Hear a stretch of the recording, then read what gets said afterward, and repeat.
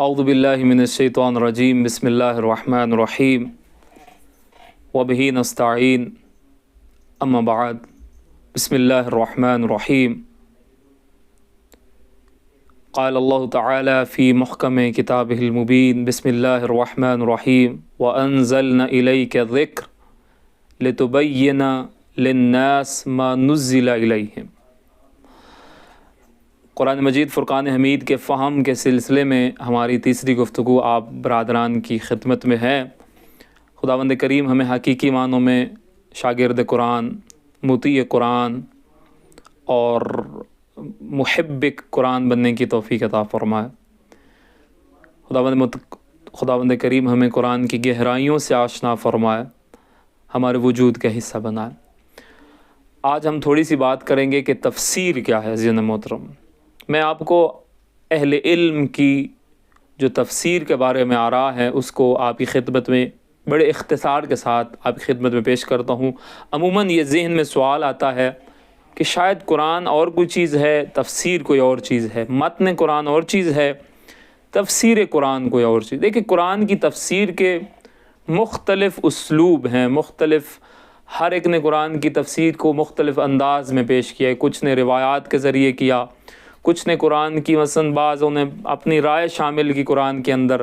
देखिए, कुरान की तफ़सीर एक दकीक तरीन काम है। ये हर इंसान के बस का रोग नहीं है कि कुरान की तफ़सीर करे। सबसे पहले समझे तफ़सीर क्या है। तफ़सीर बाब तफ़ईल का मस्दर है, फ़स्सरा युफ़स्सिरु तफ़सीरन। हम देखते हैं कि सुलासी मज़ीद में जो 10 मशहूर अबवाब हैं उनमें से बाब तफ़ील जो है ये बहुत गहराई रखता है अपने माना के अंदर।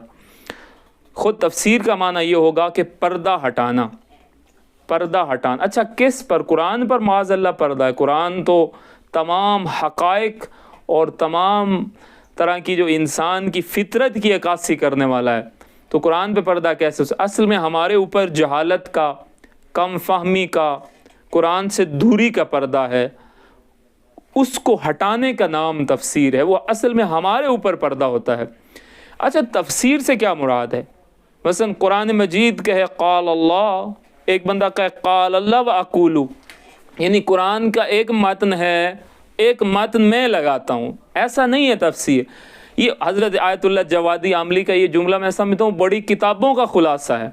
वो फरमाते हैं कि तफ़सीर ये है, क़ाल अल्लाहु मतनन व अक़ूलु शरहन, अल्लाह ने मतन के एतबार से कहा और मैं उस मतन की शर करता हूँ, तशरीह करता हूँ। दूसरा मैंने आपकी खिदमत में अर्ज़ किया कि तफ़सीर यानी पर्दा हटाना। ख़ुद कुरान की तफ़सीर का जो उसलूब है वो कुरानी उसलूब क्या है? युफ़स्सिरु बअदुहु बअदा।